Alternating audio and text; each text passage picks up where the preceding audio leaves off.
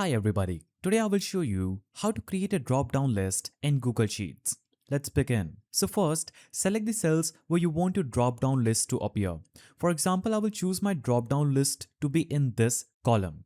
Now go to Data and click Data Validation. Now a panel will open up on the right side. Click Add Rule and under Criteria, you will see Drop-down. So choose Drop-down in this. Here, you're going to type in your list items. For example, I will add options such as Done. The second option as In Progress. I will click Add Another Item to add another value for my dropdown. And I will add Not Started. Now, I will choose this and I can add a color to my dropdown. For example, if it's not started, I will choose something like red. If it's in progress, I will add yellow. If it's done, I will choose green. Now, I can add more values by clicking add another item and name my value anything I want, add the color, and if I would want to remove that, I will click on this bin icon after that. Now, if I want multiple selections, I can click this option and it will allow multiple selections in a single cell, but I will remove that and click done. Now, I can easily click on this drop down and I have these options to choose from.